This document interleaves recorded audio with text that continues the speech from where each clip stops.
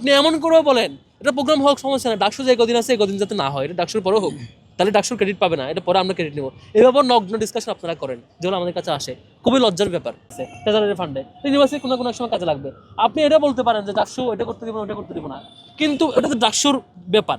কিন্তু যে জিনিসটা সরাসরি শিক্ষার্থী এসে জব পাবে, আমার 28 জনের তো কেউ এখানে জব নেওয়ার জন্য আসে নাই, আমার নির্বাচিত প্রতিনিধি 28 জনে কেউ এখানে সিভি সাবমিট করবে না, এটা শিক্ষার্থীরাই নেবে, বিশ্ববিদ্যালয়ের শিক্ষার্থীরা এখানে উপকৃত হবে। আপনি তাদেরকে একটা বেকারত্বের কারখানায় রূপ নিচ্ছেন, সেখানে আপনার মানে এরকম একটা পরিবেশ দেশে ক্রিয়েট করছেন যেখানে হাহাকার।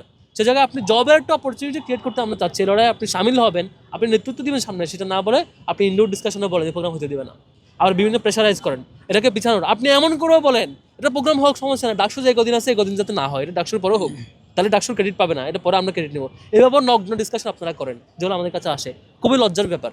অনুরোধ করব যে আল্লাহর ওয়াস্তে এই এই রুচিশীলতার মিনিমাম পর্যায়ে থাকুন, এই লেভেলে যায়েন না।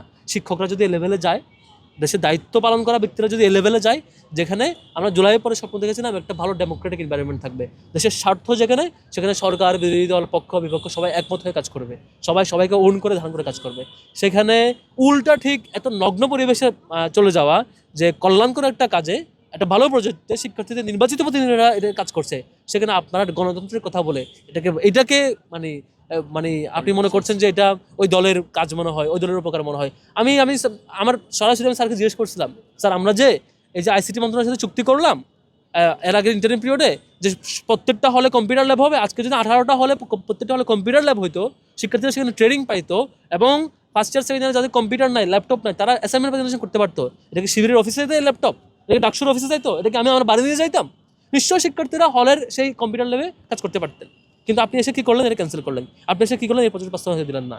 এগুলো হিস্ট্রি একসময় কথা বলবে আনার চেষ্টা করছিলাম, আপনারা ব্যর্থ করার চেষ্টা করছেন। তবে আজকে আমি আনহ্যাপি না, আজকে হ্যাপি এজন্য, দিন শেষে যখন দেখবো হাজার হাজার শিক্ষার্থীরা সেখানে সিভি সাবমিট করছে, 432টা সেই পদে শিক্ষার্থীরা হ্যান্ডসাম স্যালারির চাকরি নিয়ে এখান থেকে যেতে পারবে, একটা ভালো জব পাবে দেশের পরিসরের মধ্যে।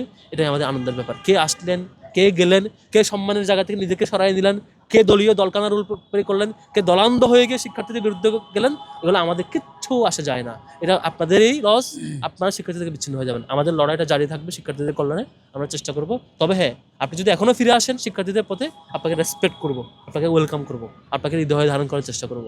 আশা করব আপনি ফিরবেন, এটাকে আরও হ্যাসেলের দিকে নিয়ে যাবেন না।